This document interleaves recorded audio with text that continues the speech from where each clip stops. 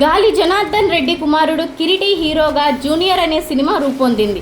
శ్రీలీల హీరోయిన్గా నటించిన ఈ సినిమాలో జెనీలియా చాలా కాలం తర్వాత రీఎంట్రీ ఇచ్చింది. వైరల్ వయ్యారి సాంగ్ వైరల్ కావడంతో పాటు ట్రైలర్ కట్ కూడా ఆకట్టుకునేలా ఉండడంతో ఈ సినిమా మీద అందరి ఫోకస్ పడింది. ఈ సినిమా ఎలా ఉంది, ప్రేక్షకులను ఎంతవరకు ఆకట్టుకుంది అనేది ఇప్పుడు మనం రివ్యూలో చూద్దాం. అభి, కిరీటి కోదండపాణి రవిచంద్రన్ దంపతులకు చాలా ఆలస్యంగా పుట్టిన బిడ్డ. పుట్టినప్పుడే తల్లిని కోల్పోవడంతో అభిని కోదండపాణి చాలా అల్లారు ముద్దుగా పెంచుతాడు.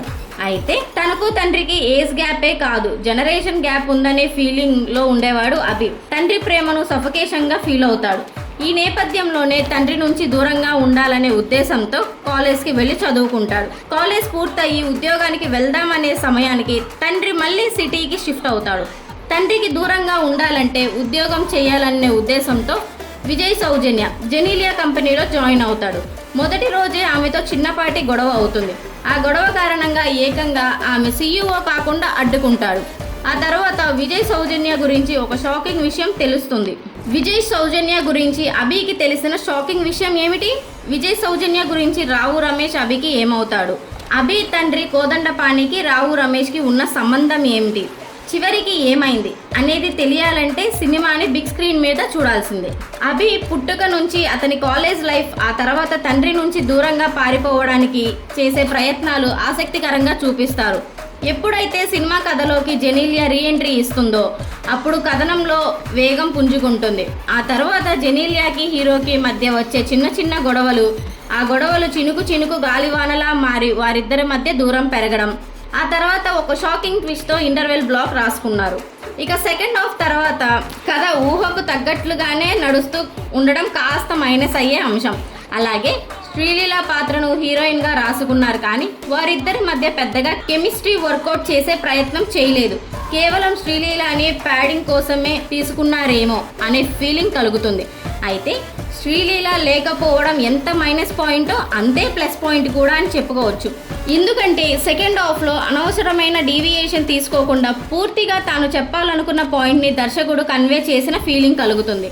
అయితే శ్రీలీల పాత్రకి సరైన క్లోజర్ ఇచ్చి ఉంటే బాగుండేది అనిపిస్తుంది. మొత్తం మీద ఈ సినిమా కథ ఎప్పటి నుంచో చూస్తున్న ఫీలింగ్ కలిగినా సరే కిరీటి తనదైన పర్ఫార్మెన్స్తో, స్క్రీన్ ప్రెజెన్స్తో వన్ మ్యాన్ షో చేసినట్లు అనిపిస్తుంది. సెకండ్ హాఫ్లో వచ్చే ఫాదర్ అండ్ సన్ ఎమోషనల్తో పాటు సిస్టర్ సెంటిమెంట్ బాగా వర్కౌట్ అయింది. నిజానికి ఈ సినిమా మీద ఎవరికీ అంచనాలు లేవు. వైరల్ వయ్యారి సాంగ్ వైరల్ కావడంతో అసలు ఈ సినిమా ఎలా ఉండబోతుంది అన్న ఆసక్తితో అందరూ థియేటర్స్లో అడుగుపెట్టారు.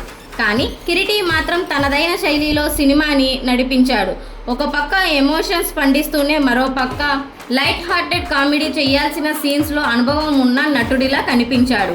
నటీనటుల విషయానికి వస్తే ఇది కిరీటికి మొదటి సినిమా అనే ఫీలింగ్ ఎక్కడా కలగలేదు. నటనలలో కానీ, డాన్స్లో కానీ, ఫైట్స్లో కానీ చాలా ఈజీగా అనుభవంగా ఉన్నవాడిలా కనిపించాడు. మరీ ముఖ్యంగా వైరల్ వయ్యారి సాంగ్ డాన్స్తో పాటు మరో 2 సాంగ్స్లో కూడా డాన్స్ ఇరగతీశాడు.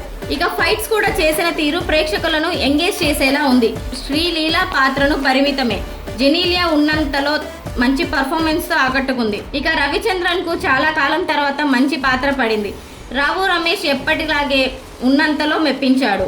దేవిశ్రీ ప్రసాద్ అందించిన సాంగ్స్తో పాటు బ్యాక్గ్రౌండ్ సౌండ్స్ కూడా సినిమాకి బాగా ప్లస్ పాయింట్ అయింది. కొన్ని చోట్ల ఊహకు అందేలా సీన్స్ ఉండడం, ప్రొడక్షన్ కథ విషయంలో కూడా కాస్త జాగ్రత్తలు తీసుకుని ఉంటే బాగుండేది. సో ఫైనల్లీ నేను మూవీకి ఇచ్చే రేటింగ్ 3.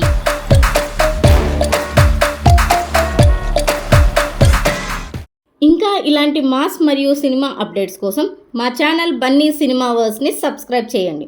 వీడియో నచ్చితే లైక్ కొట్టండి, మీ ఫ్రెండ్స్ అండ్ ఫ్యామిలీతో షేర్ చేయండి. మీ అభిప్రాయాన్ని కామెంట్లో తెలపండి.